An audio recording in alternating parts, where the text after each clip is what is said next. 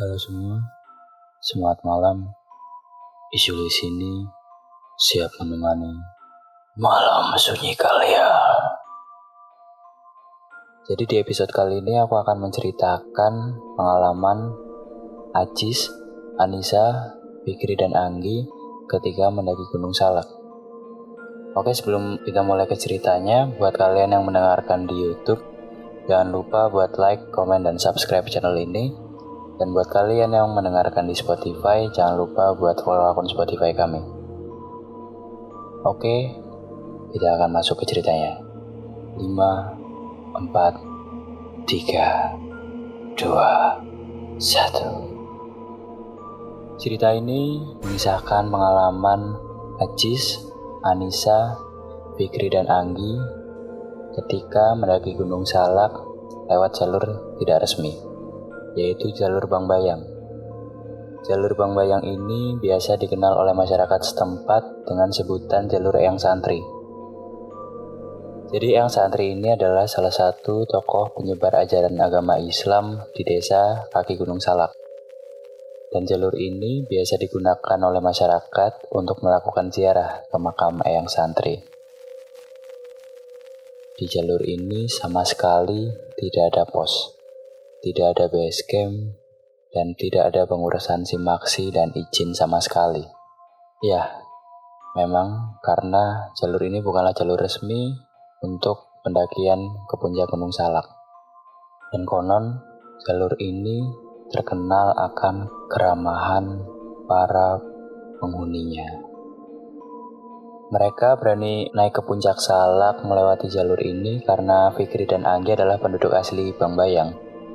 Si Anggi ini dia udah 11 kali naik ke Gunung Salak dan si Fikri udah 8 kali naik. Jadi bisa dibilang mereka udah paham banget sama gunung ini. Sedangkan Anissa, ini adalah pengalaman pertamanya naik gunung. Jadi dari awal Ajis, Fikri dan Anggi udah ngewanti-wanti Anissa kalau misal di atas ada apa-apa, ceritanya nanti aja habis turun gunung. Ajis sama Anissa berasal dari satu desa yang sama, yaitu desa yang berada di kaki Gunung Gede. Mereka berangkat dari rumah sekitar jam 2 siang, menggunakan angkutan umum. Perkiraan awal, mereka bakal sampai ke desa Bangbayang pukul 4 sore. Tapi karena saat itu masih arus mudik lebaran, jadi jalanannya macet, sehingga mereka baru sampai ke pos Bangbayang pukul 6 sore. Malam itu mereka tidur dan berencana untuk berangkat trekking besok pagi. Tapi keesokan harinya, mereka baru bangun jam 9 pagi. Dan mereka belum packing serta membeli logistik yang diperlukan. Sampai waktu menunjukkan pukul 10:30. Mereka baru kumpul bertiga, yaitu Ajis, Anissa, dan Fikri. Lalu mereka mutusin buat menjemput Anggi di rumahnya. Sampai waktu menunjukkan pukul 11:30. Akhirnya setelah menjemput Anggi, mereka memutuskan untuk langsung trekking dan mengawali perjalanan mereka dengan berdoa. Dan gak lupa mereka mengingatkan Anissa kalau ada apa-apa di atas, jangan ngomong saat itu juga. Serta gak boleh ngomong sembarangan selama di gunung. Singkat cerita, mereka berjalan. Trek awal yang mereka lewati itu sawah, kebun kol, kebun kacang, dan juga peternakan ayam milik warga setempat. Setelah kurang lebih 30 menit berjalan, tiba waktu zuhur.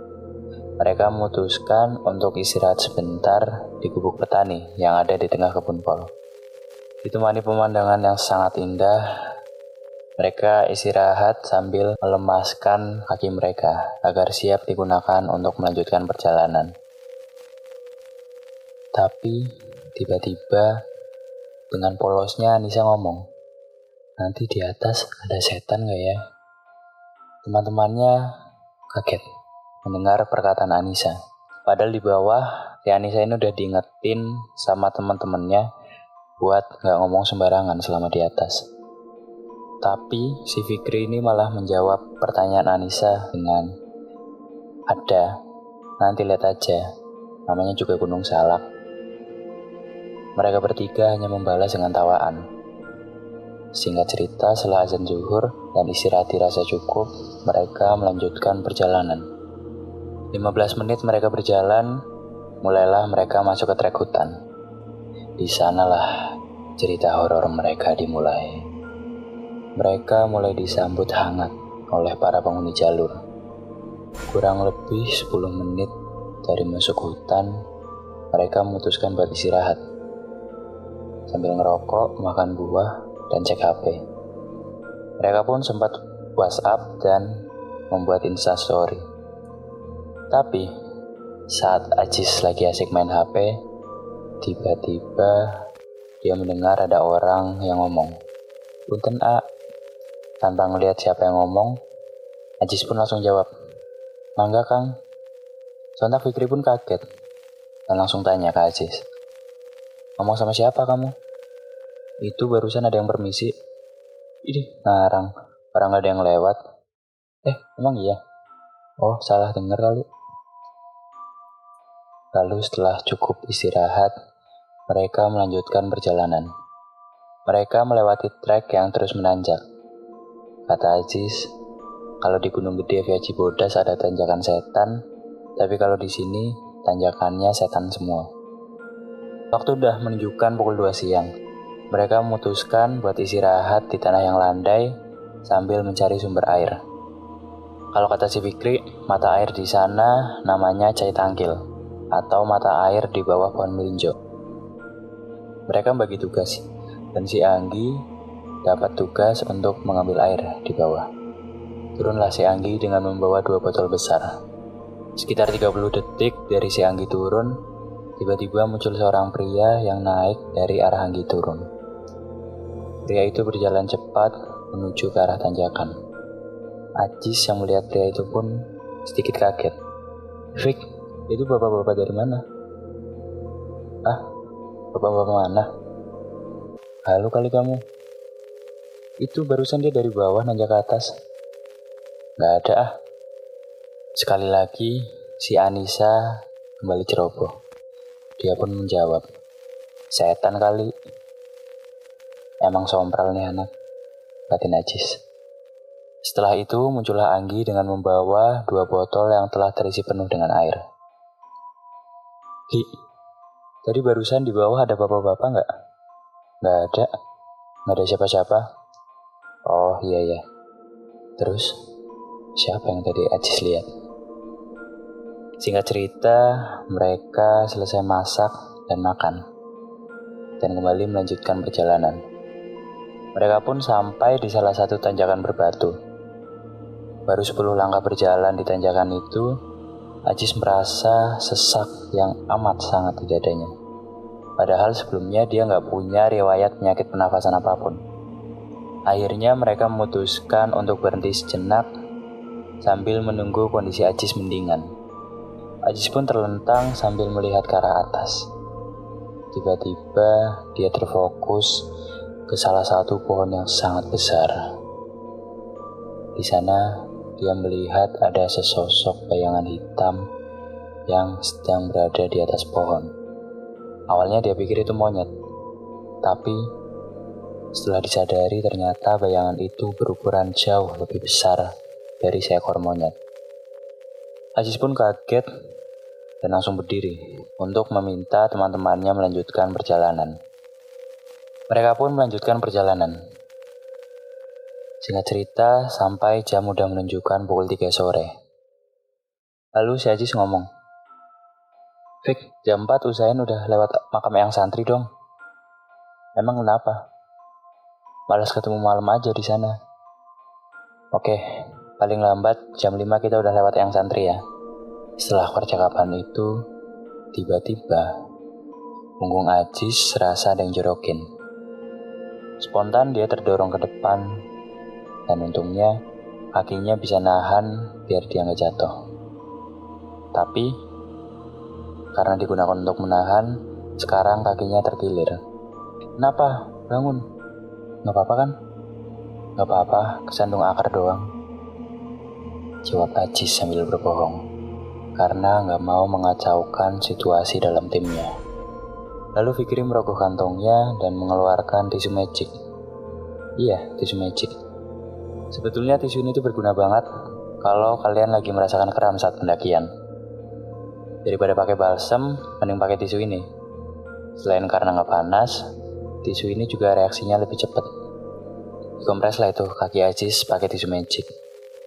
Setelah itu, mereka memutuskan buat istirahat sampai kaki Aziz ini baikan. Pas lagi ngerokok, tiba-tiba Aziz ngeliat ada kain putih berkibar di atas pohonan. Aziz pun kaget.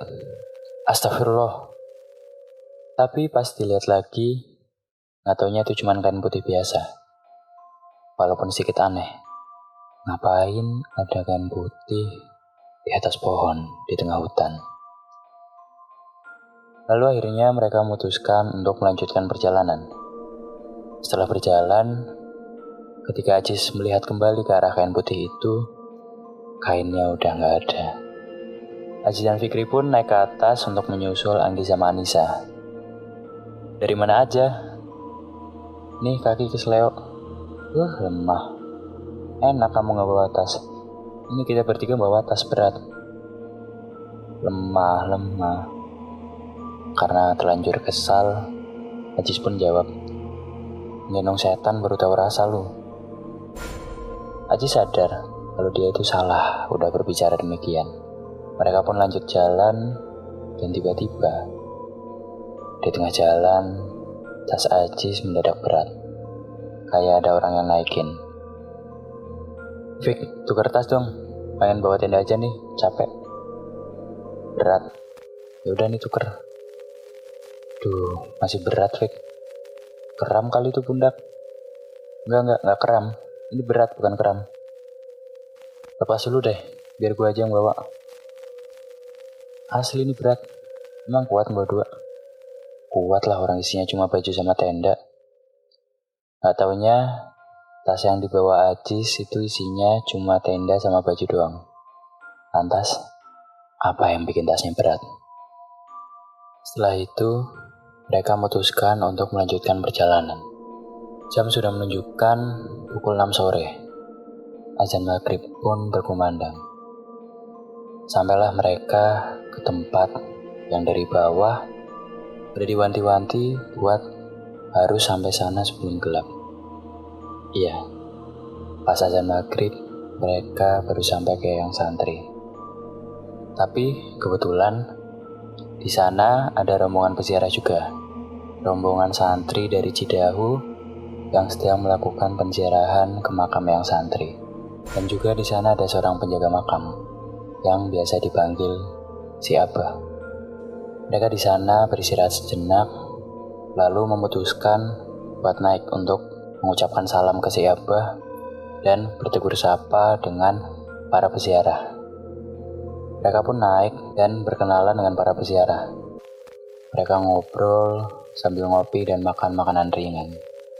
Gak terasa waktu udah menunjukkan pukul 7 malam. Mereka pun berpamitan ke si Abah untuk mendirikan tenda di bawah. Lokasi tenda mereka ini berada sekitar 50 meter di bawah tempat penziarahan. Jadi di yang santri ini ada 3 bangunan, yaitu bangunan untuk toilet, gubuk untuk istirahat para peziarah, dan musola. Setelah itu mereka pun berpamitan ke si Abah untuk turun membangun tenda. Tapi sebelum mereka turun, si Abah berpesan, "Nanti kalau ada yang manggil, diemin aja, gak usah didengerin, gak usah dijawab." "Kenapa gitu, Bah?" Gak apa-apa. Cuma hati-hati aja." "Oh iya, Bah. Pamit ya, Bah. Kami turun dulu." Lalu singkat cerita, mereka selesai mendirikan tenda di bawah dan waktu sudah semakin larut malam. Semakin malam, hawa di sana semakin dingin. Mereka pun memutuskan untuk mencari kayu bakar untuk membuat penghangatan. Turunlah si Anggi dan Fikri mencari kayu bakar di bawah. Di tenda tinggal Aziz dan Anissa. Lalu tiba-tiba Anissa mendengar suara ketawa. suara tertawa seorang perempuan. Tapi cerobohnya, dia langsung cerita ke Ajis. Suara itu pun semakin keras dan semakin terdengar. Sampai akhirnya Ajis memutuskan untuk keluar tenda guna melihat sumber suara itu. Setelah keluar tenda, di depan tenda mereka, Ajis melihat ada 4 sosok pocong yang berdiri. Sontak Ajis pun kaget dan memutuskan untuk kembali masuk ke dalam tenda. Setelah masuk ke dalam tenda dan berniat untuk mengintip sosok-sosok tadi, gak taunya 4 pocong tadi bukannya menghilang, tapi malah semakin mendekat ke arah tenda. Akhirnya dia pun menutup pintu tenda dan mencoba untuk tidak menghiraukannya. Singkat cerita, kembalilah si Fikri dan si Anggi dari mencari kayu bakar. Tapi, ekspresi mereka sedikit aneh. Wajah mereka yang biasanya ceria, di sini terlihat datar, seperti habis mengalami sesuatu. Tapi ketika ditanya, mereka tidak mengakui. Mungkin mereka cuma cerita. Setelah itu, mereka membakar kayu yang udah mereka cari untuk menghangatkan diri. 4 sosok pocong yang tadi sudah hilang. Sampai jam menunjukkan pukul 11 malam. Anissa pun bergegas untuk tidur. Lalu selesai itu, mereka semua memutuskan untuk tidur dan berencana untuk melanjutkan perjalanan ke puncak pada esok pagi. Singkat cerita, waktu sudah menunjukkan pukul 3 pagi. Tiba-tiba Ajis terbangun dan dia merasa ingin buang air kecil. Karena gak enak mau membangunkan ketiga orang temannya, Ajis pun mencoba memberanikan diri untuk keluar tenda untuk melakukan buang air kecil sendirian di tengah malam hutan yang gelap. Saat sedang buang air kecil, tiba-tiba Ajis merasakan ada seorang yang mencoleknya dari belakang. Tapi ketika menengok ke belakang, tidak ada siapa-siapa. Ajis pun ingin lari, tapi dia belum menyelesaikan buang air kecilnya. Lalu dia tetap memberanikan diri untuk menyelesaikan buang air kecilnya. Setelah selesai buang air kecil, dia pun kembali ke tenda dan mencoba untuk kembali tidur. Tapi ketika sedang berusaha untuk tidur, tiba-tiba dari luar tenda terdengar sangat jelas. Ada suara sosok yang memanggil namanya. Ajis. Suara itu terus terdengar. Sampai akhirnya membangunkan Anissa. Itu siapa yang manggil? Udah, gak usah dengerin. Tutupan selimut aja, udah tidur lagi. Setelah itu, Anissa kembali tidur. Dan sayangnya, Ajis yang dari tadi berusaha untuk tidur, gak bisa tidur sepanjang malam. Dengan ditemani oleh suara yang terus memanggil namanya. Karena dia teringat pesan si Abah, bahwa kalau ada suara yang manggil, gak usah dipeduliin dan gak usah dijawab. Lalu setelah itu, Ajis baru bisa tidur pukul 6 pagi. Ketika teman-teman yang lain udah pada bangun dari tidurnya. Ajis pun bangun sekitar jam 9 dan mereka langsung memutuskan untuk melanjutkan trek ke puncak. Mereka berangkat ke puncak sekitar jam 9:30. Selama perjalanan dari makam Eyang Santri sampai puncak dan kembali lagi ke makam, tidak ada gangguan sama sekali. Mereka pun kembali ke camp jam 3 sore dan langsung berpamitan ke si Abah untuk turun. Sampai akhirnya mereka sampai base camp dengan selamat. Sampai ke rumah masing-masing, mereka baru menceritakan tentang apa-apa saja yang mereka alami selama di atas. Gak taunya, gak cuma Ajis yang mengalami kejadian-kejadian mistis selama pendakian. Fikri dan Anggi yang saat malam itu mengambil kayu bakar pun, mereka mengalami kejadian. Mereka melihat ada sosok wanita tanpa kepala saat sedang mencari kayu bakar. Namun mereka milih untuk tidak menceritakannya, untuk tidak membuat suasana semakin runyam di atas. Jadi pesan moralnya, ketika melakukan pendakian, janganlah kita ngomong sembarangan, songong, dan tetap harus menjaga sopan santun. Karena mereka gak akan ganggu kita kalau kita gak ganggu mereka. Bawa kembali apapun yang kita bawa ke atas, dan jangan mengambil apapun yang bukan hak milik kita. Ya, itulah pengalaman horor Ajis dan kawan-kawan ketika mendaki Gunung Salak via jalur Bangbayang. Ini sebenarnya aku juga baru pernah dengar jalur Salak pendakian via Bangbayang. Kalau kalian, apakah ada yang udah pernah naik Gunung Salak via jalur ini? Kalau ada, coba tulis di kolom komentar. Sekian, Ada Apa di Gunung, episode ke-12. Kalau kalian punya cerita menarik seputar pendakian dan ingin menceritakannya kepada kami, kalian bisa kirimkan ceritanya via DM ke Instagram kami @itsjul atau kirim via email ke heitsjul@gmail.com. Sekian episode kali ini.